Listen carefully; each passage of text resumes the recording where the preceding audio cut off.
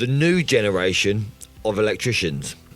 Well, I was lucky enough to be invited to Southwood City College in Birmingham just the other week. They held an event at the college for the apprentices called the Elect Show, which I saw as a success, so I'm assuming they're going to do it again next year. And there was a few electricians invited to that event from social media that were put up against a time trial to wire a socket from a consumer unit to a socket. So stay tuned to find out if I won. ToolBox talks for electricians, helping electricians reduce stress, gain back time, and earn more money. Hello and welcome back once again to ToolBox Talks for Electricians. I'm your host, Ben Poulter, and so it seems that the podcast or the brand that I'm creating is getting noticed because I was invited along to this show with a couple of other influencers online. Influencers, I don't know why they call them that, but a lot of guys, they hate that name. But they're invited along to this show to talk to some of the apprentices that are training to be electricians. And it wasn't just apprentices. It was like the mature adult learner as well, also using the college to become an electrician. And the other social media electricians that were there, one was Chris the Sparky, and then there was Ryan Davis from RD Electrical and his apprentice Kasper. So it was great to meet them and sit down, have some lunch and talk about social media, not just electrics for once. And not to mention, there's a few big brands there as well. There was Wago, Super Odd, Whisker, and plenty of others. Now, this is the first sort of event that I've been invited to, and I wasn't sure what to expect. Whether I was expected to stand up, do a presentation in front of all the students maybe, which I wasn't really prepared for. So if that was going to happen, all they were going to get is me singing a song. But when I first got there, I met up with Chris the Sparky. And Chris has been on the podcast before. If you go back and check out one of the podcasts, Chris has been on there. And he does a lot on social media with plenty of videos helping out electricians. He's a bit of a geek for testing. He's got some great tips and tricks on how to find faults with the test meter. And I spoke to Chris a few times because we both do social media and we get along great. Because also, Chris has got some videos on social media of the flow of electricity, which is quite interesting to watch. So you want to go and check them out. But another guy I met at the show was a guy called Steve Palmer. He runs a Facebook group for adult learners, electricians that are training to be Sparkies sort of thing. I think it's called the Short Course Electricians.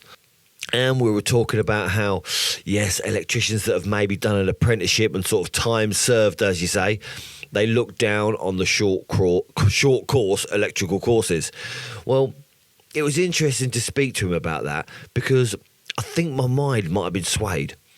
Because I admit I had the same opinion. Short course, Kellogg's Cornflakes qualifications is what I called them.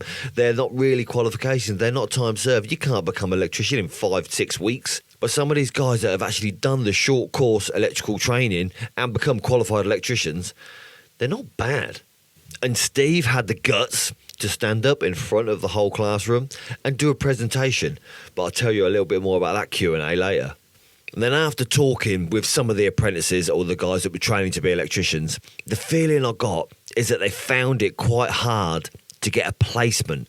And yeah, I do think that the thing that young apprentices need, or young people training to, not even young people, let's be honest, people training to be electricians, I feel that they need to get on site and get their hands dirty in effect and get some on-site experience. And that is the toughest challenge what they're up against at the minute. Because I do feel that you can learn as much theory as you want in the classroom, but when you get out and actually put it in practice on site, that's what builds your confidence and helps you become more confident in what you're doing, rather than just reading it out of a book and doing it on a sort of test rig in a college. And being confident in what you do, as an electrician especially, that's needed. You need to be sort of confident in how you're doing it, how you're wiring it, especially when you're talking to the customer. If they say like they want maybe a socket and a radial circuit, you need to ask them a few questions of what you're going to plug into it. Because if you're going to plug a tumble dryer, a dishwasher and a kettle and a toaster, you want to make sure that circuit that you put in is adequate enough to be able to cater for the needs that they've got, which is more than likely something like a utility room. So I feel like the students need to get a placement out on the real world sort of thing to test their skills of what they're learning in college. But one of the guys I spoke to, he had an idea. He said, I'm going to do a year in electrical, a year in plumbing, a year in carpentry, So I said, what, you're not going to become qualified in any, you're just going to do a year to get a bit of experience? Yeah. Well, I'm assuming he wanted to get his own building firm. But I did explain to him that I don't think that is a good idea, because if you're going to do anything, at least become qualified in something, whether it's a chippy, a plasterer, a builder, a plumber, or an electrician. If you're going to start something, make sure you finish it, because knowing a little knowledge of everything can be dangerous. And I think that this is why the Part P regulation was brought out, because there were so many people with a little bit of knowledge of what they're doing with the electrical side and think, yeah, I can just run a socket off that light switch, that'll do. And finding out later on that it causes a fire or broke or didn't work or something went wrong. And this is why Part P come out to say, look, you need to be able to be a qualified electrician to be able to install electric in a domestic premises. And it was all brought out to stop the builders doing that. The builders with a little bit of knowledge. You know, when you turn up to a building site and they say, yeah, you can just run a socket straight off that light switch, but I would just want one underneath that light. Yeah, but you can't come off the lighting circuit, mate. You can't do that. That's not how things work, because you plug anything into it. I've seen it before where someone's done a socket off a lighting circuit. Yes, it'll work to charge your phone. It might work for a lamp or two. But if you plug the Hoover into it, or anything that's over 10 amps, if you're lucky it's on 10 amps, and more than likely it's on a 6 amp MCB.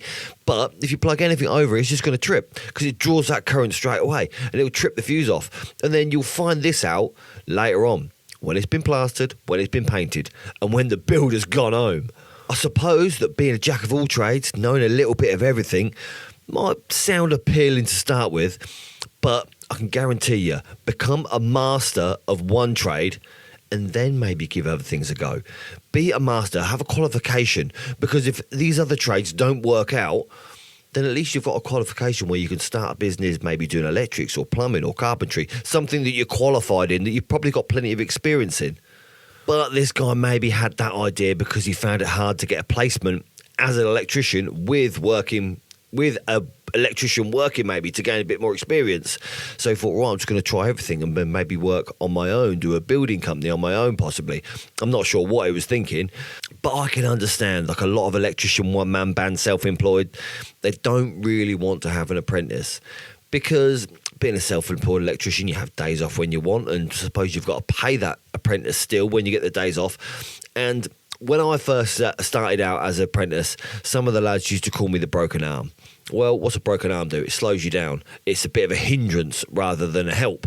So I understand. I've had apprentices that are a bit like a broken arm. They slow you down. You've got to explain everything to them. And when you're working for yourself as a one-man band, you've got an idea of how long that's going to take. That job's going to take you one day. You haven't got time to sit down and explain how to put a socket on or how to second fix a socket. At the end of the day, you've got to go back and check it anyway. So you might as well do it yourself a lot of the time. It's quite a quick turnaround, I feel, for electricians that are self-employed, one-man bands, maybe in domestic. This is what I feel like that I've been doing for the last 20 years, is that it is quite a quick turnaround. You want to get in there, get your first fix done, make sure it's all spot on, and get off to the next. And then maybe your second fixing. It's sort of you're a bit of a rush, maybe, in a way. Because time is money, the quicker you get it done, the more jobs you can do. You can go on to the next job, get some more done. And the more jobs you do, the more money you make. And that's exactly why you went self-employed in the first place. So to have an apprentice, yeah, you've got to have quite a lot of patience as well. And being an older guy, my patience is wearing thin sometimes. And I understand where some people, they shout and holler at the young lads if they do something stupid. But let's be honest, let's think they've got to learn. You were there once. It's the same as people shouting at learner drivers. I had it when I was teaching the girls to drive. They were driving along and someone would beep or want to overtake or undercut. It wound me up. You think, hang about, mate, they might be going slow or they might be a bit hesitant, but you were here one day as well. Everyone has to learn how to drive. Exactly the same. Everyone has to learn how to be an electrician. And one of the students sat there and he said, yes, I've sent out 50 emails for 50 different companies to try and get a placement with working with an electrician. And he didn't get any response. Well, you might not got a response after 50, but you think all you need is one person to say, yeah, sure, I'll give you a go. And once you get in there, you make sure that you're the most valuable apprentice or Sparky's mate or helper or labourer, whatever you're employed as, that he's ever had. But another great idea, I think, would be instead of sending these emails, like older generation of sparkers, 40, 50 years old, they're a bit old school. They don't really work too well with emails all the time. If someone, they maybe get 10 or 20 emails a day or a week off of young lads trying to get a job. So what if you do something different? Go down there, dress smart, make sure you don't stink a BO or something like that. Just, well, because I've had lads like that before. Make sure that you dress smart, you look good, your hair's cut, you look well presented. Go in there. Have a cup of tea, sit down with a manager or sit down with the site foreman and say, look, I'm looking for a position. And that'll make a bit of an impression on that guy, I think, as well. I'd value it more. I respect it a bit more if someone turned up to me at an office and said, right, I'm looking for a position. You'll remember them a little bit more, even if there's no positions at the moment. Or a lot of guys, they say, right, I'll work for free. If you turn up to a bloke's office or electrician's office and say, look, I'll just labour for you for free. I just want a bit of experience. A lot of the time, people are screaming out for labourers. And if you become a labourer to start with or a sparky's mate, and then you say, yeah, I can second fix them sockets for you, mate. And then you progress on up. And then you become a valuable asset within that company. And the electrician that you're working with will say to the manager, that lad's a good lad. We need to keep him here. So then that'll get you a job. So that was another way to get in to a company, because once you get in, all you need is to get in there. Get in to get a job. That's to start off with. Once you're in there, it's down to you to keep it. And then if the worst thing happens and the guys say, look, mate, I'm letting you go, you're freaking useless, at least ask them, say, right, you're letting me go, fine, I probably won't speak to you again, but let me know why I was useless. What did I do that make you want to let me go? Because then you know as well, for the next time, if he says, right, you didn't turn up, mate, you ain't got a driving licence or something like that, then you say, right, I'm going to get more punctual and get my ass a driving licence. So then it will help you in the future. Get a driving licence. Electricians need a driving licence. I know a few that haven't got one. You need to have a driving licence. Come on, let's be honest. It's better in life as well. So the next part of the day, which was going through the day nice and steady, the next part of the day was to wire a socket like a time trial. There was me, Chris, Ryan and Kasper that had to do the time trials to sort of set the pace to see what the apprentices were going to beat. And the apprentices did them as well, and whoever got the best score out of the apprentices, they won some wicked prizes. Unfortunately, I was put up against Chris. Now, Chris has been to 2 electrical events that I know of where they do time trial competitions, and he's won them both. That was out of about, I don't know, must have been about 2,000 people. He was the fastest. So great. I was up against the fastest guy I knew. I didn't shy down. I was going to give it a go. So we stood back to back, ready to go, tools in hand, and that was it. The bell dropped. Next to us was Kasper and Ryan Davis from RD Electrical. They were up against each other. I really wanted Kasper to beat Ryan, but because that would be funny sort of thing, I suppose, if the apprentice beats the electrician. But yeah, it didn't happen. So the results were as follows, in the order of slowest to fastest. And unfortunately, slowest, which probably makes sense sort of thing, was Kasper, the apprentice. He did it in 5 minutes 44. And then just behind the apprentice was me at 3 minutes 44. And then we had Ryan at 3 minutes 18. Yeah, you could probably guessed it. Chris came in at 2 minutes 42. I haven't got a clue how he did it. I heard him drop the screwdriver behind me. I still had a minute to go. And I'll be honest, he made sure that we didn't hear the end of it through the day. He kept saying, I done really well, I got really fast, I beat you. He's quite a proud lad. And yes, so Chris took the crown once again. And he made sure you knew as well. So that was a pace set for the students. So the students, they all went in, they had to go at their time trial as well to see if they could beat maybe one of us that were in there. And whoever out the students got the fastest time, they won the prizes. And I was half expecting one of these young lads to jump in there and whip all of us and do it really fast. Because sometimes young lads, yep, they're good at what they do. They show you a different way maybe. They've got better ideas. But yeah, I suppose with 10 or 20 years experience of doing electrical installations, you do become pretty fast. Okay, Chris, if you're tuned in right now and listening, not as fast as you apparently. So we sat down, had some lunch and a good bit of a chinwag, and then after lunch there was a Q&A session. And with Steve Palmer from the Short Course Electricians group, with him standing up at the beginning, leading the conversation, it's pretty tough to get young lads to start a conversation. Because you had at least 5 qualified electricians there that run their own business.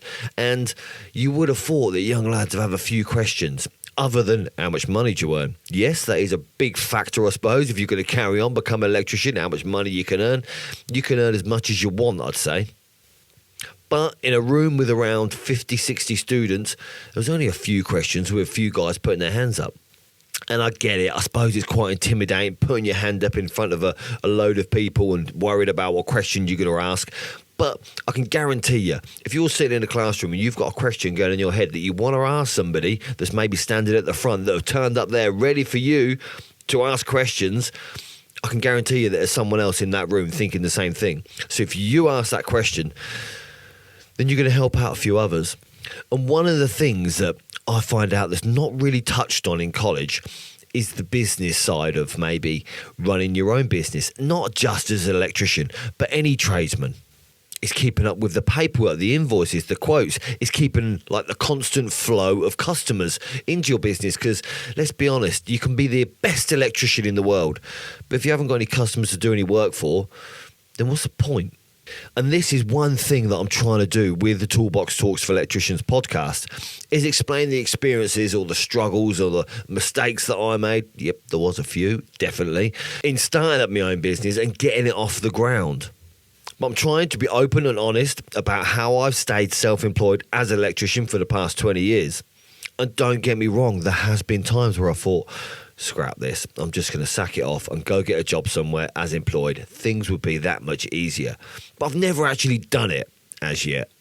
So wherever you are, whether you're on site, in the van, even in a customer's house, because you can put it on, because I try not to swear too much, you can put ToolBox Talks for Electrician podcasts on, and it might give you some ideas to build your own business, or even if you're employed, to start your own business. And as always, any advice or any questions that you have, you're welcome to email me at toolboxtalking@gmail.com. And until next time, I'll see you again.